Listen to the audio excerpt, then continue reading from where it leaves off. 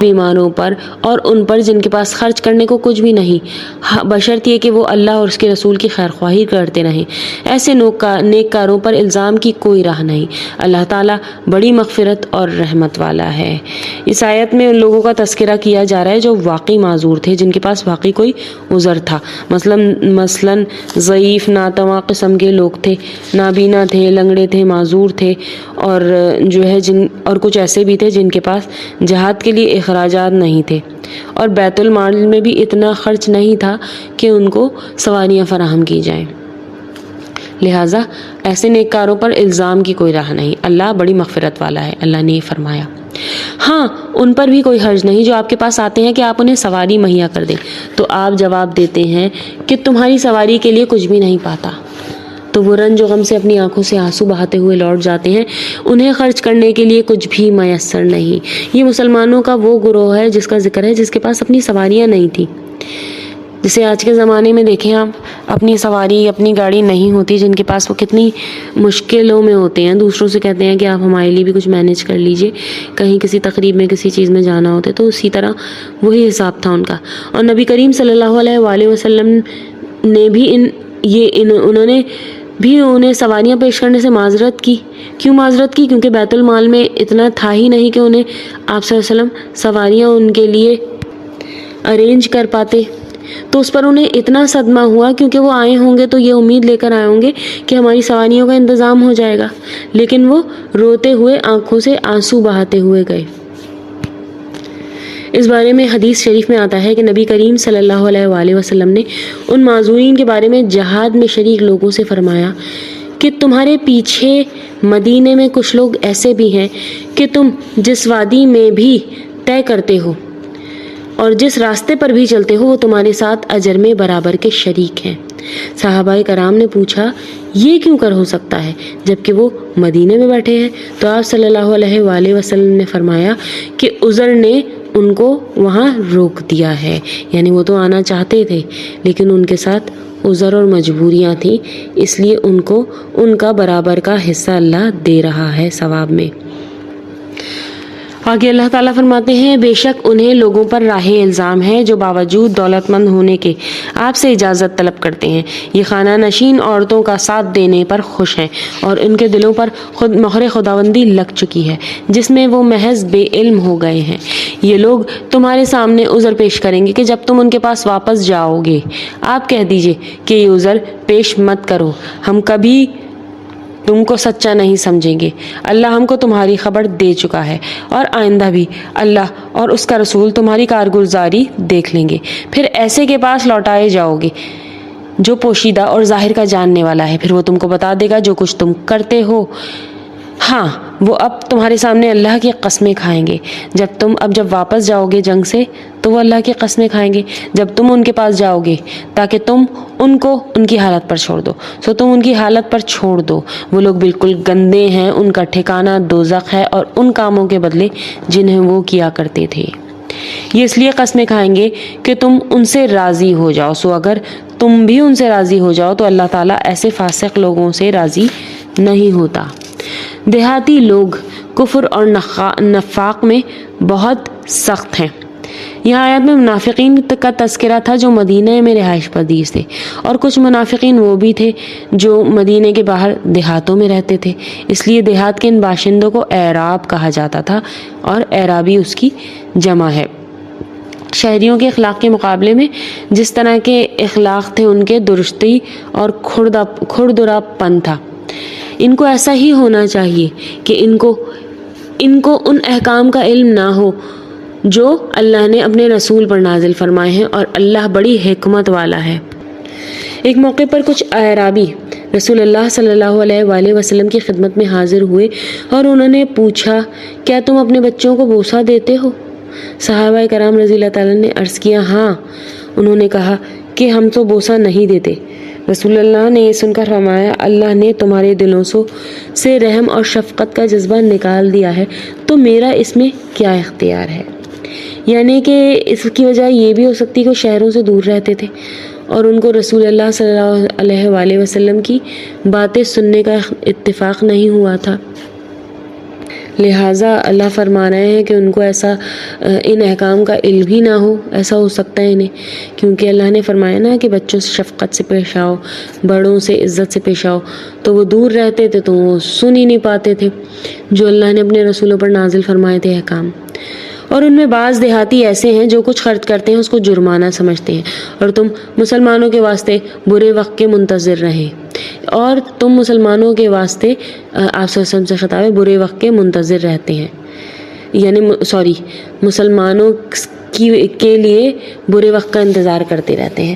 برا وقت ان پر پڑنے والا ہے، اللہ سننے والا اور جاننے والا ہے۔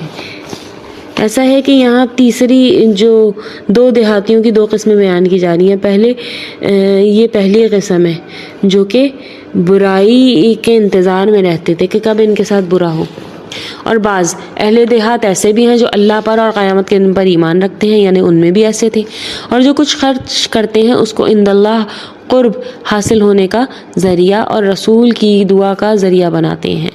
یعنی کہ دوسری قسم جس کو شہر سے دور رہنے کے باوجود اللہ یوم آخرت پر ایمان لانے کی اللہ نے توفیق فرمائی، یاد رکھو ان کا یہ خرچ کرنا بے شک ان کے لیے موجب قربت ہے، یعنی اللہ کی قربت کا نتیجہ ہے۔ ان کو اللہ تعالیٰ اپنی رحمت میں داخل کرے گا۔ اللہ بڑی مغفرت اور بڑی رحمت والا ہے۔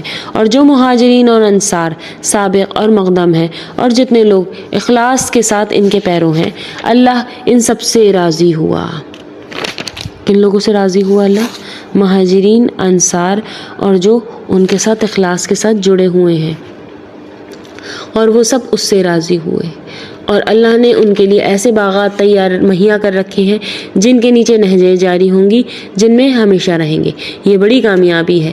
اور کچھ تمہارے گرد و پیش والوں میں سے اور کچھ مدینہ والوں میں سے ایسے منافق ہیں کہ نفاق پر اڑے ہوئے ہیں، یعنی کہ انہوں نے نفاق کو منافقت کو اپنے اوپر خالص کر لیا تھا اور اس کا اصرار کرتے تھے، تو اسی لیے اللہ فرماتے ہیں کہ وہ نفاق پر اڑے ہوئے ہیں۔ آپ ان کو نہیں جانتے، ان کو ہم جانتے ہیں، ہم ان کو دوہری سزا دیں گے، پھر وہ بڑے بھاری عذاب کی طرف بھیجے جائیں گے۔ آپ صلی اللہ علیہ وسلم سے فرمایا جا رہا ہے اور یہ بھی کہا جا رہا ہے کہ آپ کہ علم غیب کی نفی کی جا رہی ہے۔ آپ صلی اللہ علیہ وسلم غیب کا علم نہیں تھا، انہیں کسی پیغمبر کو نہیں تھا، لہٰذا اللہ نے فرمایا ان کے لیے بڑا بھاری عذاب ہے۔ اور کچھ اور لوگ جو اپنی خطا کے اقراری ہیں، یعنی اپنا جرم جو ہے وہ سمجھتے ہیں کہ ہم نے محض سستی کی وجہ سے ہم پیچھے رہ گئے، یہ وہ مخلص مسلمان ہیں جو بغیر عذر کے محض سستی کی وجہ سے تبوک میں نبی کریم کے ساتھ نہیں گئے، بلکہ بعد میں انہیں اپنی غلطی کا احساس ہو گیا اور انہوں نے اعتراف گناہ کر لیا۔ جنہوں نے ملے جلے عمل کیے تھے، کچھ بھلے اور کچھ برے، اللہ سے امید ہے کہ ان کی توبہ قبول فرمائے، بے شک اللہ بڑی مغفرت والا اور رحمت والا ہے۔ اللہ آگے فرماتے ہیں، آپ ان کے مالوں میں سے صدقہ لے لیجئے جس کے ذریعے سے آپ ان کو پاک صاف کر دیں، اور ان کے لیے دعا کیجئے، بلا شبہ آپ کی دعا ان کے لیے موجب اطمینان ہے، اور اللہ خوب سنتا ہے اور خوب جانتا ہے۔ کیا ان کو یہ خبر نہیں کہ اللہ ہی اپنے بندوں کی توبہ قبول کرتا ہے اور وہی صدقات کو قبول فرماتا ہے، اور یہ کہ اللہ ہی توبہ قبول کرنے میں اور رحمت کرنے میں کامل ہے۔ کہہ دیجئے تم عمل کیے جاؤ، تمہارے عمل اللہ خود دیکھ لے گا، اور اس کا رسول اور ایمان والے بھی دیکھ لیں گے، اور ضرور تم کو ایسے کے پاس جانا ہے جو تمام چھپی اور کھلی باتوں کا جاننے والا ہے، سو وہ تم کو تمہارا کیا ہوا بتلا دے گا۔ کچھ اور لوگ ہیں جن کا معاملہ اللہ کے حکم آنے تک ملتوی ہے، اللہ ان کو سزا دے گا یا ان کی توبہ قبول کر لے گا، اللہ خوب جاننے والا ہے اور بڑی حکمت والا ہے۔ اور بعض ایسے ہیں جنہوں نے ان اغراض کے لیے مسجد بنائی کہ ضرر پہنچائیں، مسجد ضرار، اور کفر کی باتیں کریں اور ایمانداروں میں تفریق ڈالیں، اس شخص کے قیام کا سامان کریں جو اس سے پہلے سے اللہ کے اور اس کے رسول کا مخالف ہے۔ یہاں منافقوں کی ایک اور حرکت کا ذکر ہو رہا ہے. انہوں نے ایک مسجد بنائی اور نبی کو یہ باور کرایا کہ بارش سردی کے موقع پر بیمار اور کمزور دور رہ جاتے ہیں. ان کی سہولت کے لیے ہم نے مسجد بنائی ہے, آپ وہاں چل کر نماز پڑھیں تاکہ ہمیں برکت حاصل ہو. آپ صلی اللہ علیہ وسلم اس وقت تبوک کے لیے تیاریوں میں مصروف تھے. آپ نے واپسی پر نماز پڑھنے کا وعدہ فرما لیا, لیکن واپسی پر وحی کے ذریعے اللہ نے منافقین کے اصل مقصد کو بے نقاب کر دیا اور کہ اس سے وہ مسلمانوں کو نقصان پہنچانا, کفر پھیلانا اور ایک ایسی کمی گاہ بنانا چاہتے ہیں جس میں مسلمانوں کے خلاف سازشیں ہوں. آپ اس میں کبھی کھڑے نہ ہوں. اچھا, اور قسمیں کھائے جائیں گے کہ بھلائی کی اور ہماری نیت کچھ نہیں اور اللہ گواہ ہے وہ بالکل جھوٹے ہیں. آپ اس میں کبھی کھڑے نہ ہوں. البتہ جس مسجد کی بنیاد اول دن سے تقوی پر رکھی گئی ہے وہ اس لائق ہے کہ آپ اس میں کھڑے ہوں. وہ کون سی مسجد ہے؟ کسی ایک مسجد کے بارے میں نہیں ہے. بعض نے اسے قبا کہا ہے, بعض نے مسجد نبوی کہا ہے, لیکن ہر مسجد کی بنیاد ہی تقوی پر ہوتی ہے. البتہ جس مسجد کی بنیاد اول دن سے تقوی پر رکھی گئی ہے وہ اس لائق ہے کہ آپ اس میں کھڑے ہوں. ان میں ایسے آدمی ہیں جو خوب پاک صاف ہونے کو پسند کرتے ہیں اور اللہ تعالیٰ خوب پاک صاف ہونے والوں کو پسند کرتا ہے. پھر آیا ایسا شخص بہتر ہے جس نے اپنی عمارت کی بنیاد اللہ سے ڈرنے پر اور اللہ کی خوشنودی پر رکھی ہو, یا وہ یہ شخص جس نے اپنی عمارت کی بنیاد کسی گھاٹی کے کنارے پر جو کہ گرنے ہی والی ہو رکھی ہو, پھر وہ اسے لے کر آتش دوزخ میں گر پڑے. اللہ تعالیٰ ایسے ظالموں کو سمجھ ہی نہیں دیتا. ان کی یہ عمارت جو انہوں نے بنائی ہے ہمیشہ ان کے دلوں میں شک کی بنیاد پر کانٹا بن کر کھٹکتی رہے گی. ہاں, مگر ان کے دل ہی اگر پاش پاش ہو جائیں تو خیر, اللہ تعالیٰ بڑا علم والا, بڑا حکمت والا ہے. بلا شبہ اللہ تعالیٰ نے مسلمانوں سے ان کی جانوں کو اور ان کے مالوں کو اس بات کے عوض خرید لیا ہے کہ ان کو جنت ملے گی. وہ لوگ اللہ کی راہ میں لڑتے ہیں جس میں قتل کرتے ہیں اور قتل کیے جاتے ہیں. اس پر سچا وعدہ کیا گیا ہے تورات میں اور انجیل میں اور قرآن میں. اللہ سے زیادہ اپنے عہد کو کون پورا کرنے والا ہے؟ تو تم لوگ اپنی اس بیع پر یعنی کہ اپنی اس تجارت پر جس کا تم نے معاملہ ٹھہرایا ہے خوشی مناؤ, یہ بڑی کامیابی ہے. وہ ایسے ہیں جو توبہ کرنے والے, عبادت کرنے والے, حمد کرنے والے, روزہ رکھنے والے یا راہ حق میں سفر کرنے والے, رکوع اور سجود کرنے والے, نیک باتوں کی تعلیم دینے اور بری باتوں سے روکنے والے ہیں. یہ اللہ کی حدود کا خیال رکھنے والے ہیں, اور ایسے مومنین کو آپ خوشخبری سنا دیجیے. پیغمبر کو اور دوسرے مسلمانوں کو جائز نہیں کہ مشرکین کے لیے مغفرت کی دعا مانگے اگرچہ وہ اس کے رشتہ دار ہی ہوں, اس امر کے ظاہر ہو جانے کے بعد کہ یہ لوگ دوزخی ہیں. اور ابراہیم علیہ السلام کا اپنے باپ کے لیے دعائیں مغفرت مانگنا وہ صرف ایک وعدے کے سبب تھا جو انہوں نے اس سے وعدہ لیا تھا. پھر جب ان پر یہ بات واضح ہو گئی کہ وہ اللہ کے دشمن ہیں تو وہ ان سے محض بے تعلق ہو گئے. واقعی ابراہیم علیہ السلام بڑے نرم دل اور بردبار تھے, اور اللہ ایسا نہیں کرتا کہ کسی قوم کو ہدایت کرنے کے بعد اسے گمراہ کر دے جب تک کہ ان چیزوں کو صاف صاف نہ بتا دے جن سے وہ بچے. بے شک اللہ ہر چیز کو خوب جانتا ہے. آیت نمبر 115 تک اختتام کرتے ہیں اس حصے کا. ربنا تقبل منا انک انت السمیع العلیم. السلام علیکم ورحمۃ اللہ وبرکاتہ. آیت نمبر 116 سے. بلا شبہ اللہ ہی کی سلطنت ہے آسمانوں اور زمین میں, وہی جلاتا ہے اور مارتا ہے, اور تمہارا اللہ کے سوا نہ کوئی یار ہے نہ کوئی مددگار. اللہ نے پیغمبروں کے حال پر توجہ فرمائی اور مہاجرین اور انصار کے حال پر بھی جنہوں نے ایسی تنگی کے وقت پیغمبر کا ساتھ دیا. اس کے بعد ان میں سے ایک گروہ کے دلوں میں کچھ تزلزل ہو چلا تھا, پھر اللہ نے ان کے حال پر توجہ فرمائی. بلا شبہ اللہ ان سب پر بہت شفیق اور مہربان ہے. اور 3 شخصوں کے حال پر بھی جن کا معاملہ ملتوی چھوڑ دیا گیا. یہ 3 شخص کون تھے؟ یہ 3 صحابہ کرام تھے, کعب بن مالک رضی اللہ تعالیٰ عنہ, مرارہ بن ربی اور ہلال بن امیہ رضی اللہ تعالیٰ عنہ. یہ تینوں نہایت مخلص مسلمان تھے. اس سے قبل ہر غزوے میں شریک ہوتے رہے. غزوہ تبوک میں یہ صرف اور صرف سستی کی وجہ سے شریک نہیں ہوئے. تو بعد میں انہیں اپنی غلطی کا احساس ہوا تو سوچا کہ ایک غلطی پیچھے رہ جانے کی ہو ہی گئی ہے، لیکن اب منافقین کی طرح جھوٹے عذر پیش کر کے دوسری غلطی نہ کریں۔ چنانچہ حاضر خدمت ہو کر اپنی غلطی کا اعتراف کر لیا آپ صلی اللہ علیہ وسلم کے آگے اور سزا کے لیے اپنے آپ کو پیش کر دیا۔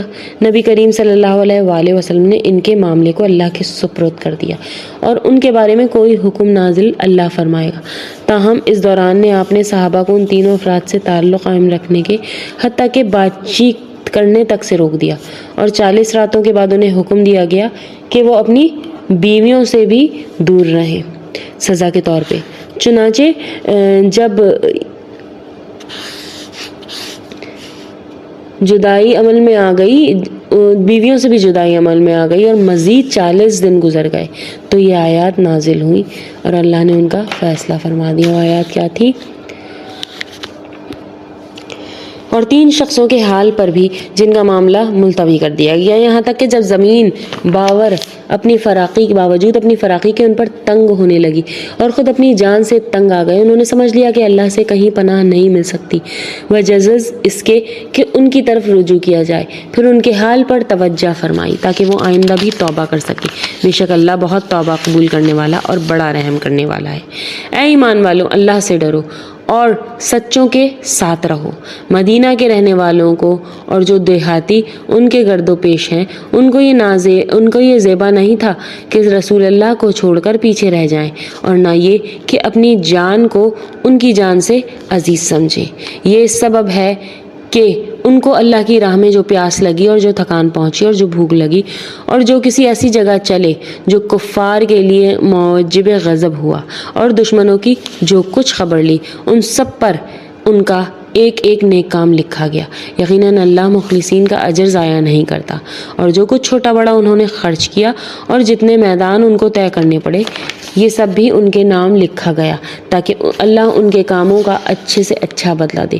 اور مسلمانوں کو یہ نہیں چاہیے کہ سب کے سب نکل کھڑے ہوں، سو ایسا کیوں نہ کیا جائے کہ ان کی ہر بڑی جماعت میں ایک چھوٹی جماعت جایا کرے تاکہ وہ دین کی سمجھ بوجھ حاصل کریں، تاکہ یہ لوگ اپنی قوم کو جب کہ ان کے پاس آئیں ڈرائیں تاکہ وہ لوگ ڈر جائیں۔ اے ایمان والوں، ان کفار سے لڑو جو تمہارے آس پاس ہیں، ان کو تمہارے اندر سختی پانا چاہیے، اور یہ یقین رکھو کہ اللہ متقی لوگوں کے ساتھ ہے۔ جب کوئی سورت نازل کی جاتی ہے تو بعض منافقین کہتے ہیں کہ اس سورت نے تم میں سے کس کے ایمان کو زیادہ کیا؟ سو وہ لوگ ایماندار ہیں، اس صورت نے ان کے ایمان کو زیادہ کیا ہے اور وہ خوش ہو رہے ہیں۔ جن لوگوں کے دلوں میں روگ ہے، اس صورت نے ان میں ان کی گندگی کے ساتھ اور گندگی کو بڑھا دیا اور وہ حالت کفر میں مر گئے۔ اور کیا ان کو دکھائی نہیں دیتا کہ یہ لوگ ہر سال ایک بار یا 2 بار کسی نہ کسی آفت میں پھنستے رہتے ہیں، پھر بھی توبہ نہیں کرتے اور نہ ہی نصیحت قبول کرتے ہیں، اور جب کوئی صورت نازل کی جاتی ہے تو ایک دوسرے کو دیکھنے لگتے ہیں۔ تم کو کوئی دیکھتا تو نہیں، پھر چل دیتے ہیں۔ اللہ نے ان کا دل پھیر دیا ہے، اس وجہ سے وہ لوگ بے سمجھ لوگ ہیں۔ تمہارے پاس ایسے پیغمبر تشریف لائے ہیں جو تمہاری جنس سے ہیں، جن کو تمہارے نقصان کی بات نہایت گراں گزرتی ہے اور جو تمہارے منافع کے بڑے خواہش مند ہیں، ایمان والوں کے ساتھ بڑے شفیق اور مہربان ہیں۔ پھر اگر روگردانی کریں تو آپ کہہ دیجئے کہ میرے لیے اللہ ہی کافی ہے، اس کے سوا کوئی معبود نہیں، میں نے اسی پر بھروسہ کیا اور وہ بڑے عرش کا مالک ہے۔ سورت کا اختتام ہوا اور ربنا تقبل منا انک انت السمیع العلیم۔ السلام علیکم ورحمۃ اللہ وبرکاتہ۔